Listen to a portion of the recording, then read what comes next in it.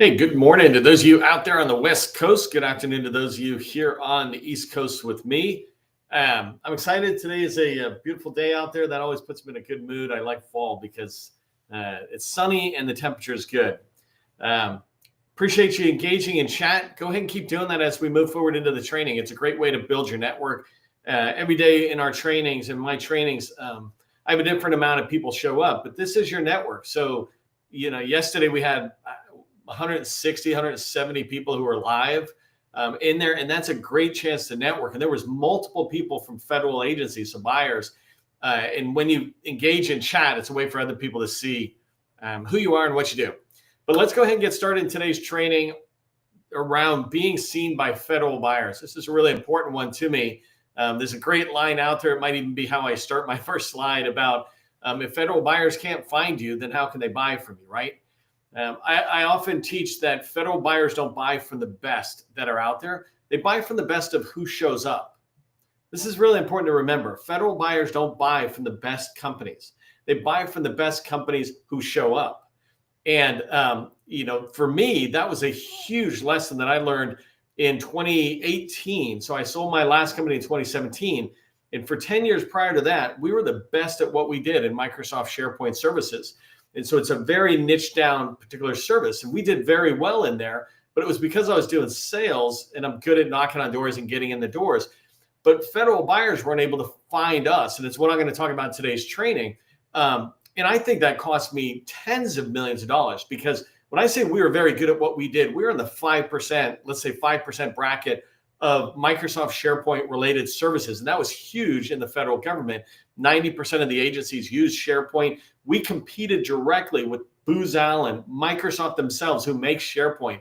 But because we just knocked on doors and tried to get in and maybe responded to a couple of proposals, et cetera, that was one thing.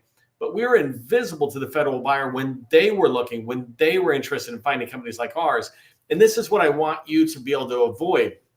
I want you to make sure you're visible out there. And when I say showing up could be as straightforward as a lot of us do, which is responding to RFIs or sources sought notices, saying, hey, we think we can do that work. We're interested in competing on that work. Or, when the RFP actually drops or an RFQ, we're responding with a quote or a proposal, right? So there's that level of showing up. And that's pretty much what I did with my companies. But then there's also what we call inbound sales, where they're looking for companies like mine or yours, and they can find us. And this is in the search results. So you want to show up in the search results as well. And that accounts for 95% plus of how federal buyers find you and how you find them, et cetera. So that's what we're going to be talking about today. And as I talk about federal buyers and visibility, et cetera, out there, I really want you to equate it to how you buy things, right? Because federal buyers really are no different than you and I when we're out there trying to buy some product or service. They just spend a lot more, right? And they have a lot more bureaucratic process in place. I can just make a decision on my lawn for lawn care service or something, right? But the way the federal government buys and the way we buy is kind of the same thing. They have a need, we have a need, it comes up, and then we go looking for it. And so when we think about federal buyers, we want to kind of treat them the same way that we would be going out there. They have different tools, different methods and processes, but it's the same thing. They're looking for a seller like you. Make it easy for them to be able to find you. And so that's why I'm doing today's training on really making sure that you're visible to federal buyers. And I'm going to focus on 5 key steps that you can do right away. Literally, you could do it today, but at the very least by the end of the week, right? And today is September 23rd, to put it in context for anybody who doesn't watch this live. I'm going to break up today's training into 3 sections. The first thing I want you to understand is, when are buyers looking for small businesses like yours? When you understand when, like the different stages of when, you'll be able to understand how to position yourself at those different points. The second thing I'm going to talk about is how and where federal buyers look. So in here, I really want to talk about the process, literally what I just said with you, right? If you're looking for somebody to come in and remodel your kitchen, you have a process that you follow. And I want to talk about kind of what's their process when they go looking for a buyer or seller like you. And then the third thing I want to wrap up with, well, actually, I broke it up into 2 after I started doing the third one. So the last thing I want to wrap up with is 5 easy, very easy steps that will 10x. And that means 10 times your visibility. It's huge, right? I think that's like 1,000% increase in your visibility. If you could be 1,000% more visible to a federal buyer, isn't that a good thing? I believe it is. And so I'm going to throw a little bonus slide in there between 2 and 3. And this one is, I'm having a kind of a brain fart, but I want to, I know what it is. I put a slide in there to just talks about pure fact of how invisible small businesses are to federal buyers. I don't want you to think it's conceptually invisible. We are actually invisible to federal buyers, and we can do something about it. And there are many federal buyers who want to buy from us, want to figure out how to engage with us. There's different people in. I saw David Waltz was in here. He's from the Navy, so he's what I would call a federal buyer. Anybody who's working in the government side is a federal buyer, and we're the vendor or the seller. He was in here. I think Diana Price and Reggie Mitchell from EPA and others were in here yesterday, and they're in here today. These are people I want you to be visible for. And so this is why I'm going to go down this path. And so if you agree with that, if you're looking for that in training, just put visibility rocks. Let's wake up LinkedIn and say visibility rocks into the chat. And that's what we're going to be talking about. If you don't know who I am, my name is Neil McDonough. I'm the president of GovCon Chamber of Commerce. I'm founder of Call Plan AI. And I want to welcome you to my federal sales training, where I provide tips for success in the federal market. I spent 20 years in the federal market after I got out of the Army as a small business owner. And since 2018, I've been teaching people like you that government contracting is not a secret, it's just a process. When we follow a process A to Z, we have repeatable, predictable results. And this is what I want for you. This is why I come back over and over again with this training. If you haven't done so already, make sure you subscribe to my newsletter. It's the largest GovCon newsletter out there. And it's because I constantly try to put out just relevant, helpful information to your business development capture activity.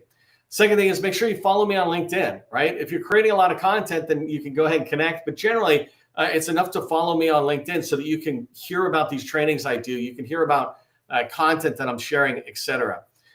Tomorrow's training, I want to definitely encourage you to register for tomorrow's training.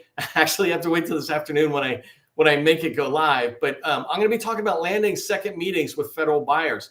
This is a huge deal. A lot of us sometimes can get the first meeting, but we don't turn it into a relationship, whether it's federal buyers or teammates. And so tomorrow I'm going to be teaching you about what you can do to make sure that when you have that first meeting, it turns into a second meeting. Without a second meeting, you're not going to have a relationship. Without a relationship with a buyer or a teammate, you're not going to hear about opportunities and to be able to grow your company. And so register for that tomorrow. I want to do, before I go to the training, I just want to do a quick personal update because I got so many people asking me about how I'm doing from yesterday. And just a quick update. So on September 1st, I broke my back in 10 spots. I broke 8 ribs and 2 like vertebrae or whatever they are. It's a bad kind of fall. And people were asking like, how'd you do it? And the reality is I did it skateboarding. So I have 11-year-old sons. They were out skateboarding, and we've been out skateboarding for three weeks or something prior to that. And I got a skateboard to go with them and do things. And we went to a skate park, and there was this bowl. I don't know if you know much about skate parks, but there's a lot of big areas, and then there's certain real trick bowls. And I was in there on a trick bowl, and we were trying it just twice. Once we all tried it, and they said, this is no good. And I'm like, I'm going to get this. And the thing is, it's a 9-foot bowl. So you kind of go down and you come up the other side. And I went down, I was coming up the other side, and about 5 feet, I was completely parallel to the ground, facing up, parallel to the ground. And my skateboard decided to skate somewhere else. And I just hovered there for a second and came down and smacked into the ground. It broke all these ribs and hurt myself. It's painful. I got my pillow, I sit upright, I come back. But the reality is I'm going to be fine. I hurt because I was literally, my wife told me a few days later, we were going to the doctors or something. She's like, that bowl is called the death bowl because no one can survive it. No one has been able to make the run. I'm like, they wish they had a sign because I'm not that good at skating. But anyway, so that's what happened to me. I've got 8 to 12 weeks of healing. This is week 4 that I'm in now. So I'm feeling better. And so I appreciate all the well wishes I got out there.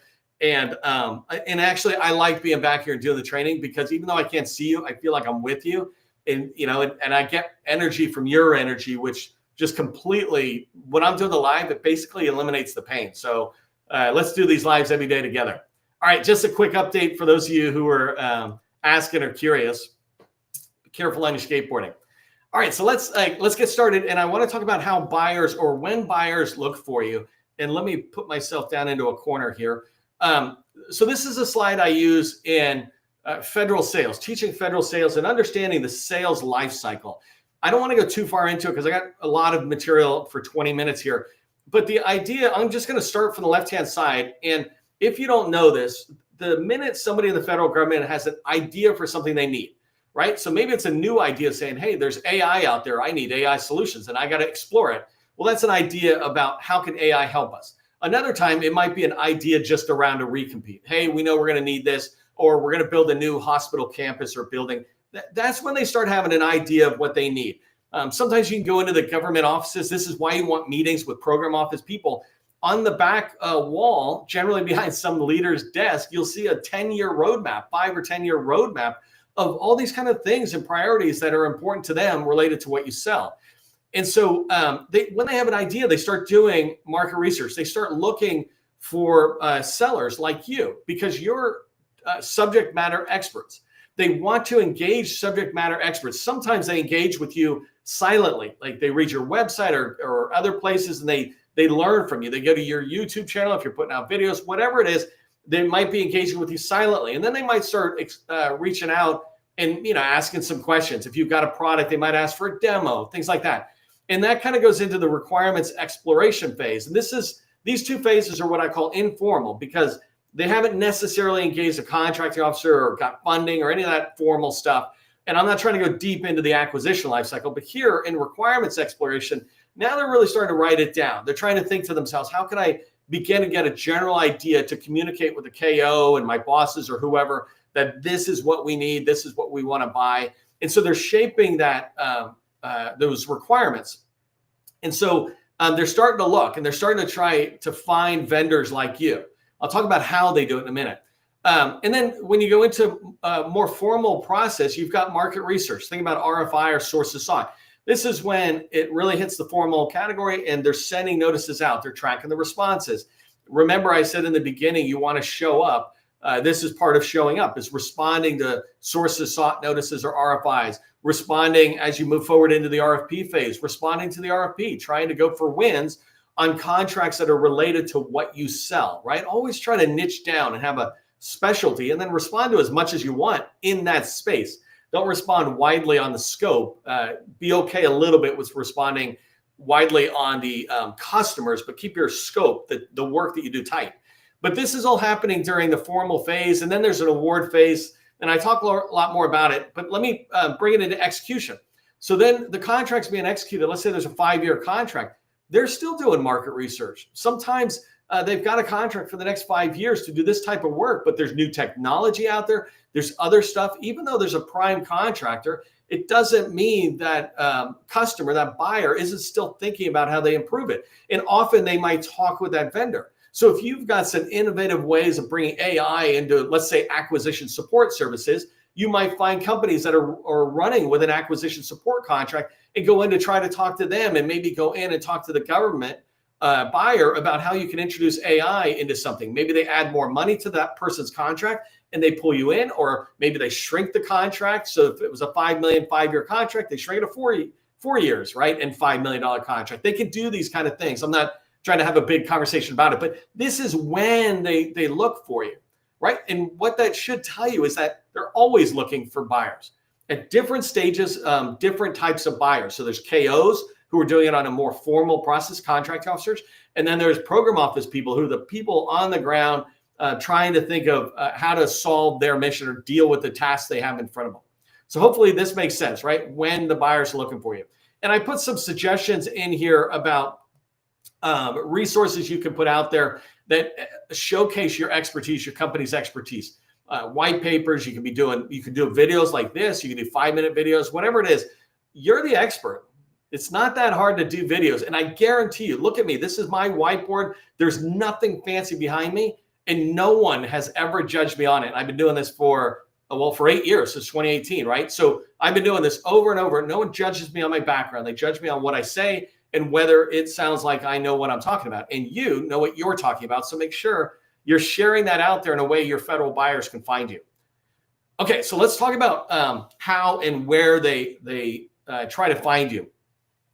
And there's fundamentals within the federal government. Inside the federal government, we have these standard tools, right? We have SAM, we have FPDS, we have CPARs, et cetera, right? So these tools that the government has available to them to manage all the vendors and all the contract activity that goes on.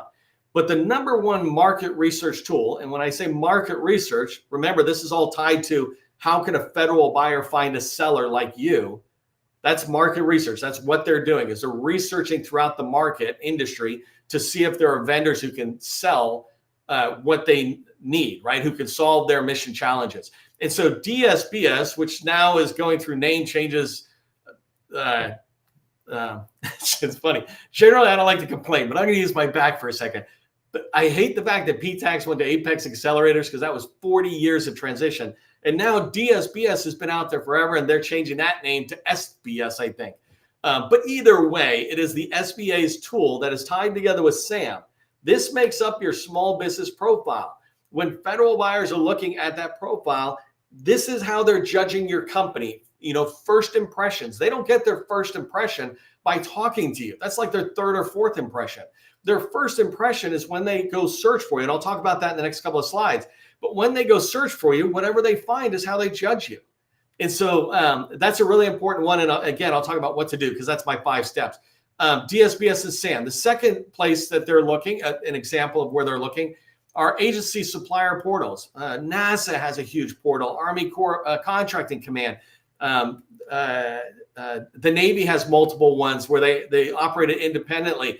HHS has a huge one. So you want to be on these supplier portals because that's where they look first. They get into this rhythm. There's hundreds of thousands of federal buyers, right? So they all uniquely might have different places and favorites to go. But as a generalization, they go to DSBS. They go to their agency portal. In fact, if it's HHS, they might go to the agency portal first, then DSBS, right? That makes sense.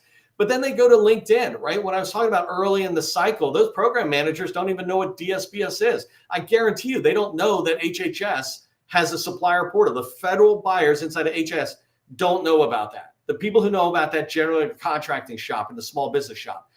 So the program office, they're going to LinkedIn, or they're going, they used to go to websites. Now maybe they're using AI tools like ChatGPT. Somebody sent me this notice. They were asking ChatGPT something about government contracting, and my name came up as like one of the leading voices, which was awesome. It means that I have communicated and shared enough out there that these AI tools are saying, hey, you got to check out Neil. Well, you can do that yourself, right? And you don't have to do as much as I do. But you should keep it in mind that a website is something you want to keep moving. And when you contribute into the website or on LinkedIn, it's also going into those AI tools. So this is just very quickly where they're looking at.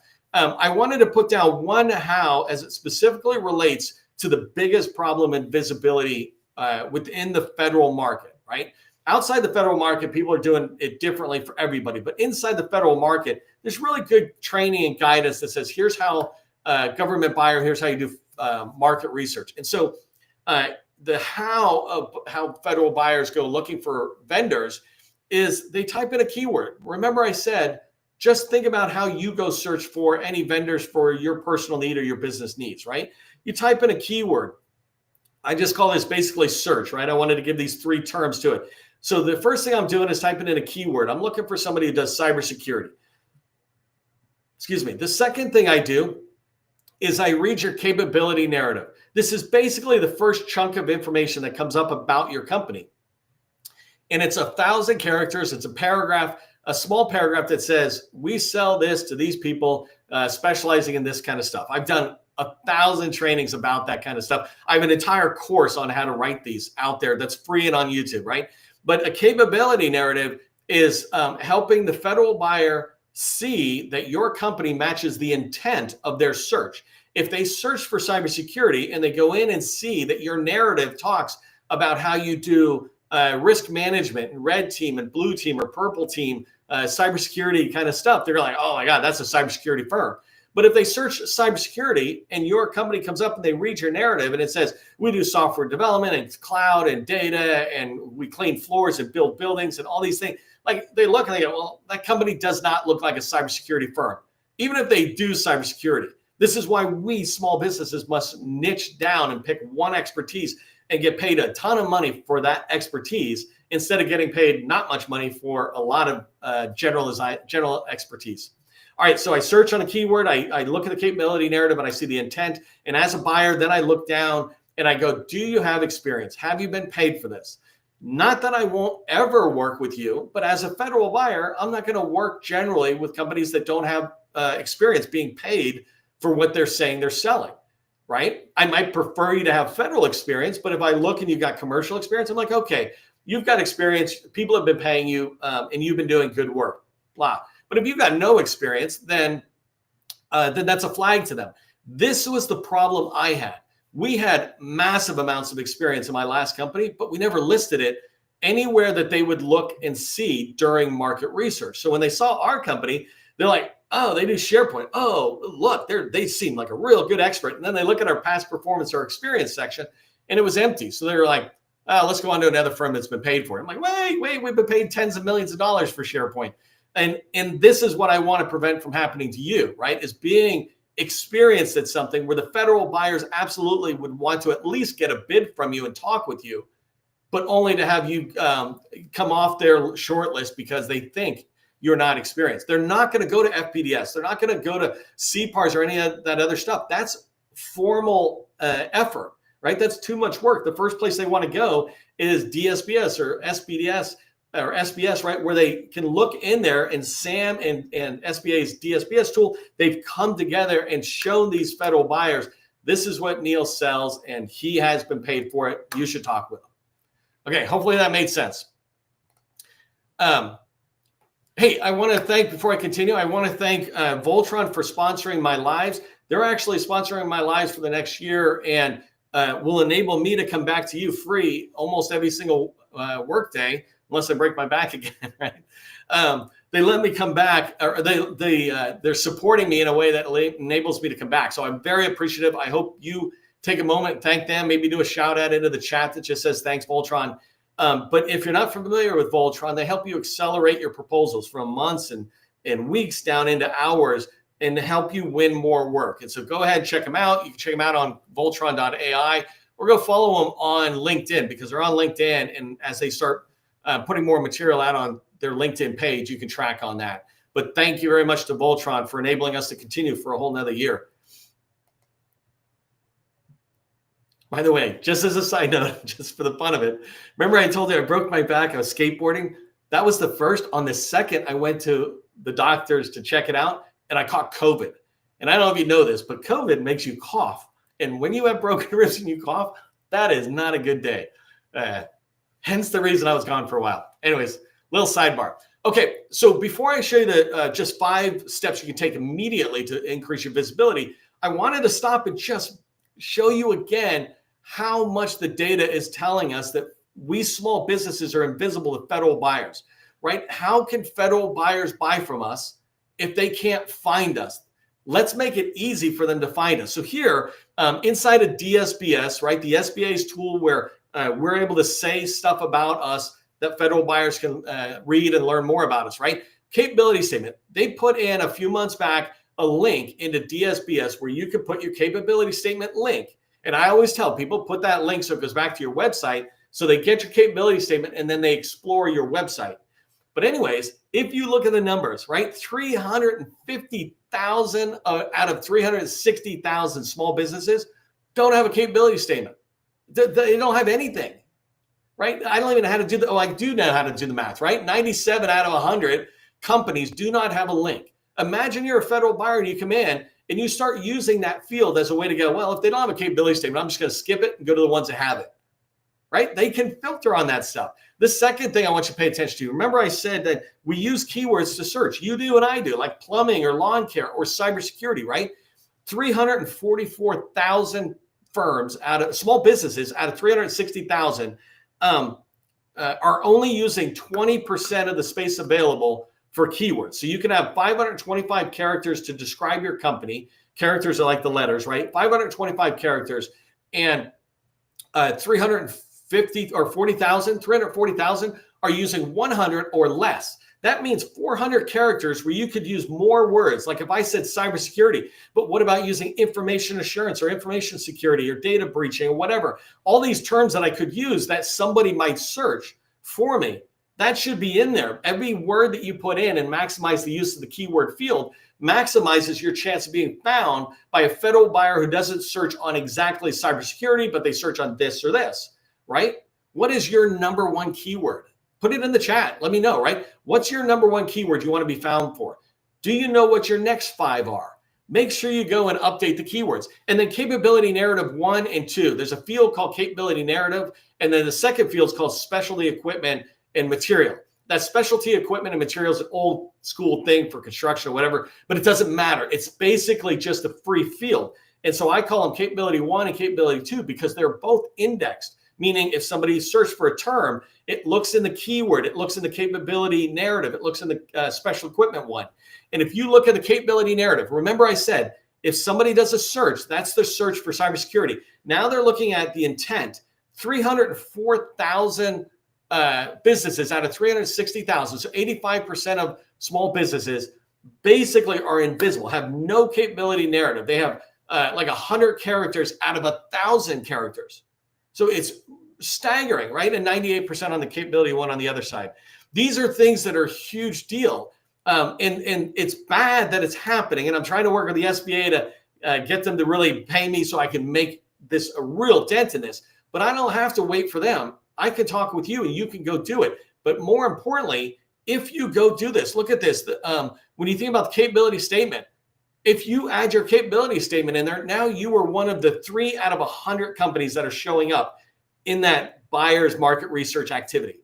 Get yourself visible to federal buyers. And that goes into my last slide here, which is the 5 things you should be doing right now that will absolutely 10x your business. So the first thing I already talked about is the keywords. Go in there. Update your keywords. Just go, if you need to, go to ChatGPT and say, I do SharePoint. What other keywords can I have? And it's going to give you 20 or 30 and go, hey, I can use 525 characters. What other SharePoint keywords can I use? Right? You don't have to be an expert at it. Go look at your competitors and see what they wrote, right? There's nothing wrong with borrowing from learning about how other companies are talking about what they sell if it's similar to what you sell. So keywords, update that. Your capability narrative and special equipment field, those 2 capability narratives, those are 1,000 characters each. Pretty decent sized paragraphs that are the answers to the question, what do you sell? What do you do? If somebody says, what do you do? How do you answer that? What's your paragraph, right? You just go to your website. For many of us, we just go to our website and probably pull it off your about page and put it in, but make sure you incorporate more keywords within those narratives. Number 3 is your capability statement. This is huge, right? Make it easy for the federal buyer to download your capability statement, to be able to go to your website with a single click and explore you more. Once they go to your website, you're in their mind. And if your website is decent, it doesn't have to be great. If it's decent and if it's focused on your core competency, then they'll explore it more. And you'll at least be on the radar and you'll certainly be visible. Number 4 is your website. Go take this activity that you're doing in DSBS and go update your website. Don't do all this activity with keywords and really good narratives and experience in DSBS, but not put it on your website. Make your website similar to your capability statement, similar to your DSBS profile. And then the last one is your past performance and experience. If you go into DSBS and it's on connect.sba.gov, if you go in there and go to the very bottom, you will see experience. And I have done this for hundreds of thousands of companies that I show you. Here's companies that have experience in FPDS as a prime contractor who are not reflecting that in DSBS. And so for the market researcher, the buyer, they're looking going, oh, you're not experienced. Just like the mistake I made, right? But all you have to do is just take 2 seconds and go in there and update it. And all these changes I'm saying are in SBA's connect.sba.gov, so the DSBS pages. So it's quick and easy, unlike SAM, which is a little bit more of a hurdle to go through. So go do those. And as you have them done, you can update LinkedIn like that and supplier portal, the agency supplier portals. You can then use that information. All right, I'm almost out of time, but I want you to remember 3 things. federal buyers don't buy from the best. They buy from the best who show up. So start showing up. Show up in the visibility, like I just said, respond to RFIs, RFPs. Number two, make it really easy to be found. And what I mean by that is to look at the different places federal buyers are going. When you have meetings and you see Dave Waltz and others and go, hey, David, where do you go look for small businesses, right? I'm telling you the general standard answer. He will tell you where he goes. And now you go, oh, let me be visible wherever Dave is, right? Number three, do these 5 steps today. Don't wait. You still got half the day in front of you. Go into connect.sba and make it happen. Don't forget about tomorrow's training, which is landing that second meeting. That's vital to building relationships that are out there. And if you want to increase your federal sales, go check out Call Plan AI. This is my new SaaS company. This is where I'm putting my energy. And I'd love to have you part of it. Right now, we're at this kind of early stage and we're building together. And so I'm offering 90% off for life for people who subscribe early and engage with me and give me feedback. So, all right, just remember government contracting. It's not a secret. It's just a process. Part of the process is ending on time. I'm out of here.